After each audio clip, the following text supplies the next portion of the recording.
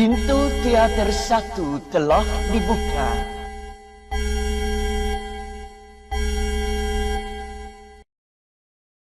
Hi everyone, welcome to UBR Entertainment. Apa kabar kalian hari ini? Kami doakan semoga dalam keadaan baik. Kali ini kita akan merangkum seluruh jalan cerita lengkap film Densa Otoko versi UBR Entertainment.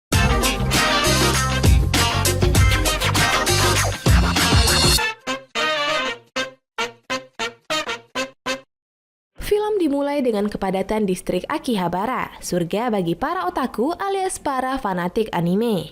Seorang pria culun bernama Serizawa ditertawai penumpang kereta karena figur anime yang ia beli terjatuh.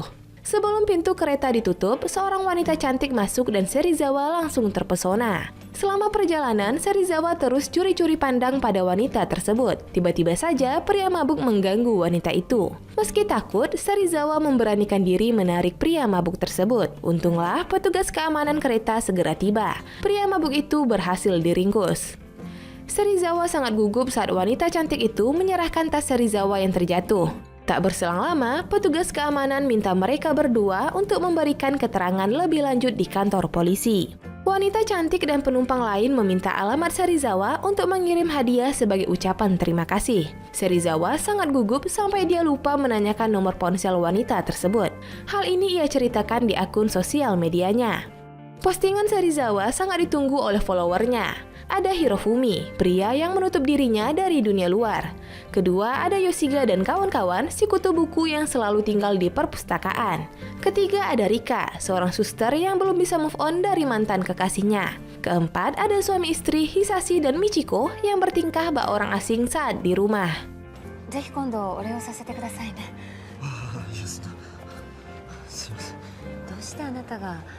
Semua pengikut Serizawa memuji tindakan heroiknya hari ini dan meyakinkannya bahwa wanita cantik itu akan menghubunginya. Esok harinya sepulang kantor, Serizawa melihat ada paket satu set gelas merek Hermes di atas ranjangnya. Hal ini langsung Serizawa laporkan pada followernya. Serizawa juga mendapat nomor telepon wanita itu dari kertas tagihan paket. Awalnya terjadi perbedaan antara follower Serizawa antara menghubungi wanita tersebut atau tidak. Namun pada akhirnya, Serizawa memberanikan diri untuk menelpon wanita tersebut yang ia panggil Hermes sesuai merek gelas yang diberikan. Namun panggilan Serizawa tidak diangkat Hermes. Walau begitu, followernya tetap memuji tindakan berani Serizawa.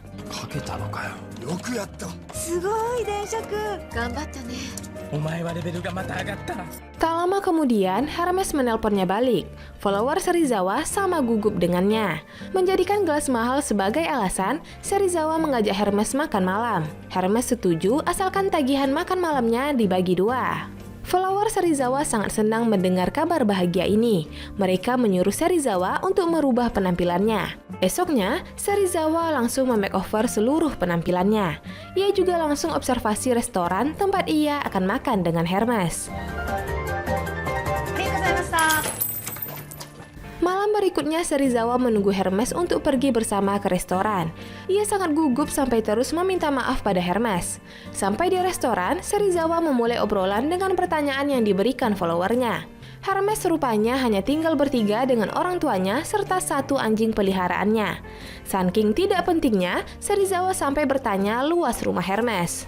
Karena baru pertama kali berkencan, Serizawa sangat kikuk. Ia berjalan sangat cepat sampai Hermes tertinggal jauh di belakangnya. Serizawa kebingungan mencari wanita tersebut di antara kerumunan. Tapi tiba-tiba, Hermes menarik baju Serizawa dari belakang seolah-olah takut Serizawa tersesat. Selama perjalanan pulang, Hermes bercerita bahwa dia membatalkan rencana makan malamnya dengan teman dekatnya karena masalah kesibukan. Serizawa tidak sempat bertanya lebih lanjut karena kereta telah sampai di stasiun pemberhentian Hermes. Semua follower Serizawa memuji keberhasilan kencannya malam ini. Walau begitu, Serizawa masih gugup saat ingin mengirim email pada Hermes. Email Serizawa baru dibalas keesokan harinya. Hermes menerima ajakan ketemuan dari Serizawa. Pulang kantor, mereka langsung bertemu di sebuah kafe. Serizawa masih sempat-sempatnya curhat pada followernya. Karena teman Hermes tidak bisa diajak makan malam, Serizawa mengajukan diri untuk menggantikannya. Hermes sangat senang akan hal tersebut. Malamnya, Serizawa menunggu kedatangan Hermes. Di sebelahnya, seorang wanita asing juga ikut menunggu. Rupanya dia adalah teman Hermes, seseorang yang ingin ia kenalkan pada Serizawa. Teman Hermes mengajak Serizawa makan di restoran Prancis. Serizawa tentu kurang nyaman karena ia tidak pernah makan di restoran tersebut. Ia bahkan menjatuhkan lobster dari piringnya. Hermes memakluminya. Dengan penuh perhatian, Hermes membantu mengupas lobster untuk Serizawa. Selesai makan malam, teman Hermes pergi seorang diri karena dia harus bertemu dengan kekasihnya. Akhirnya Hermes dan Serizawa pulang berdua. Membuka topik obrolan, Serizawa bertanya film apa yang disukai Hermes. Tanpa sadar, Serizawa sangat merekomendasikan film anime. Hermes tersenyum dan membawa Serizawa ke tempat rental VCD. Hermes meminjam CD film animasi sesuai rekomendasi Serizawa. Agar tidak ketinggalan kereta terakhir, Serizawa memegang tangan Hermes menyeberangi lampu merah. Sampai di seberang jalan, Serizawa langsung melepas tangan Hermes. Namun Hermes tak masalah jika mereka terus berpegangan tangan sampai ke stasiun.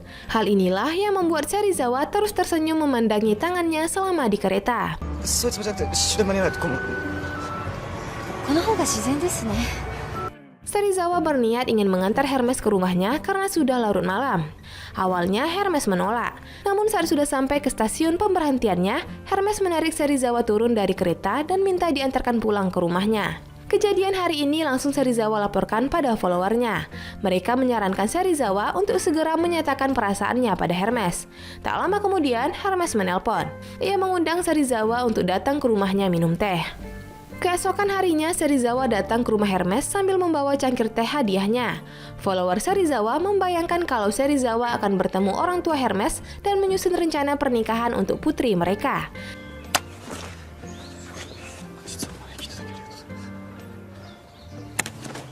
Nyatanya Hermes hanya seorang diri di rumah karena orang tuanya sedang keluar. Serizawa jadi makin gugup dan salah tingkah karena hanya berduaan saja dengan Hermes di rumah ini. Saat memutar musik, Hermes katakan bahwa ia tidak pernah punya kekasih karena seleranya yang buruk.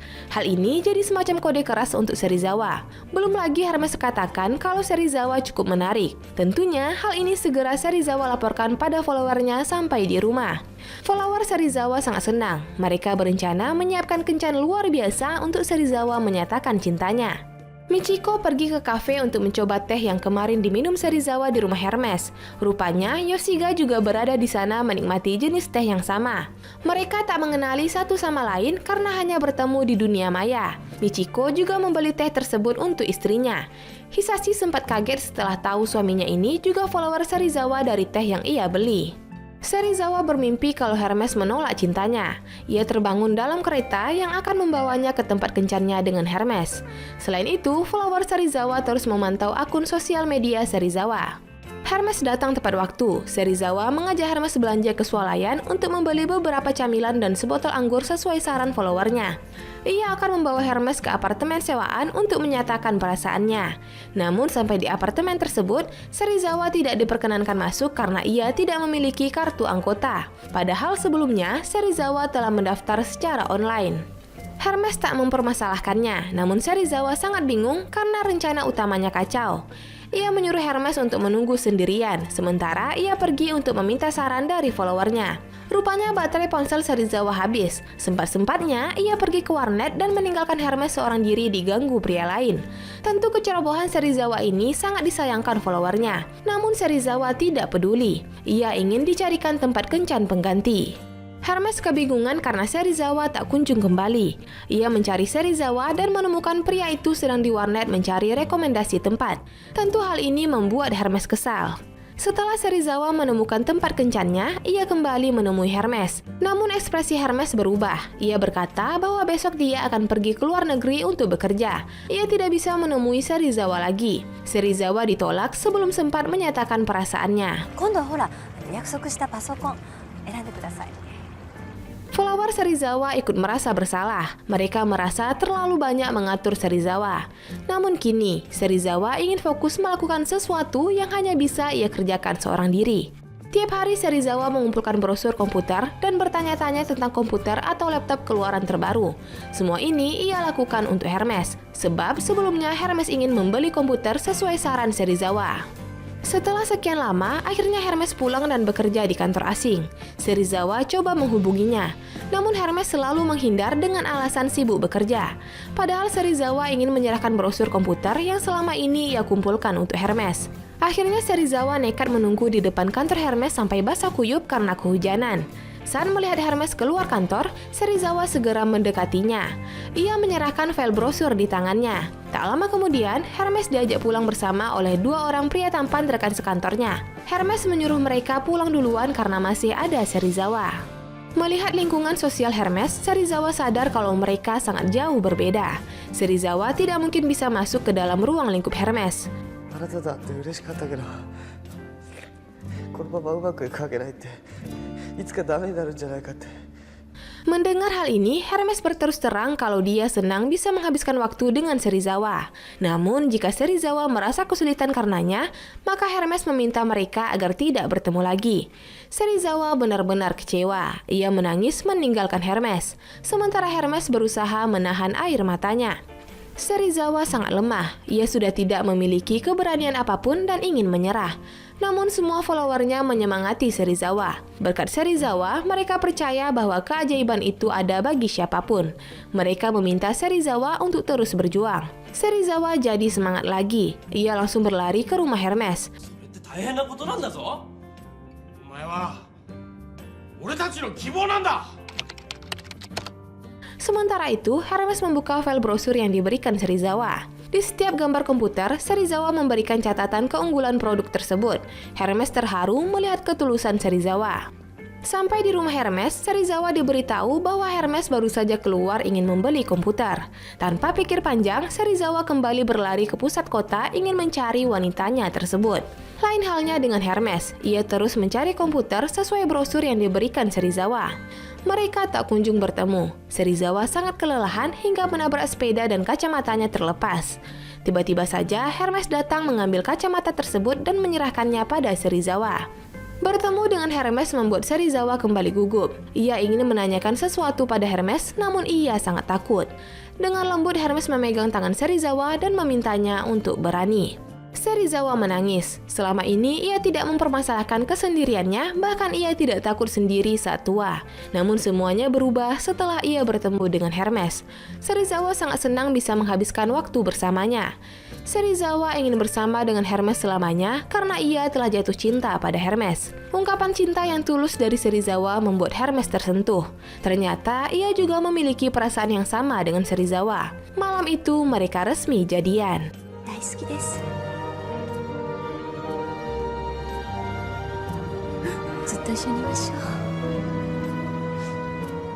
Dari awal pertemuan mereka, Hermes sudah menyadari jika Serizawa sangat takut menghadapi pria mabuk tersebut. Namun ia mencoba berani untuk menyelamatkan orang lain. Sifat Serizawa yang lembut juga membuat Hermes nyaman saat berada di sisinya. Kejutan sederhana yang diberikan Serizawa terasa begitu penting bagi Hermes. Dari Serizawa, Hermes belajar tentang kesederhanaan dan ketulusan. Semua follower Serizawa sangat senang karena cintanya telah terbalas. Mereka juga harus bisa move on dari segala masalah yang mereka hadapi. Rika mencoba melupakan kenangannya dengan sang mantan. Hisashi dan Michiko lebih meluangkan waktu bersama. Yoshiga dan gengnya mulai mencari cinta, sementara Hirofumi mulai membuka diri untuk dunia luar. Di akhir cerita, seorang pria culun mencoba membantu seorang wanita yang diganggu pria mabuk di dalam kereta. Kejadian ini persis seperti kisah Serizawa. Namun tiba-tiba Serizawa datang menolong pria culun tersebut dan mengamankan si pria mabuk. Kini Serizawa menjadi lebih berani dari sebelumnya. Yap, dengan begitu cerita pun tamat. Film Densa Otoko merupakan film asal negeri Sakura, Jepang yang rilis tahun 2005. Film ini merupakan karya dari produser kenamaan Murakami Sosuke. Film ini merupakan remake dari serial televisi dengan judul yang sama. Pemilihan Yamada Takayuki dan Nakatani Miki sebagai tokoh utama merupakan pilihan yang tepat. Yamada yang biasanya sering memerankan tokoh yang cool dan pemberani, rupanya dapat memerankan tokoh Serizawa yang culun dan polos dengan begitu apik. Densa Otoko bisa disebut sebagai film dengan masa produksi tercepat. Proses syuting hanya memakan waktu 25 hari dan film resmi dirilis di hari ke-35.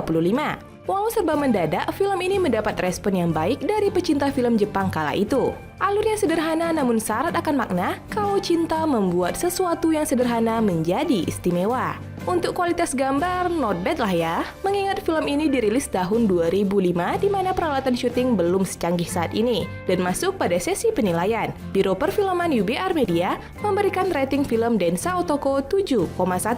Like dan share ke teman-teman tersayangmu agar mereka juga ikutan tahu update film-film menarik ini. Dan jangan lupa subscribe channel UBR Entertainment. Arigatou gozaimasu!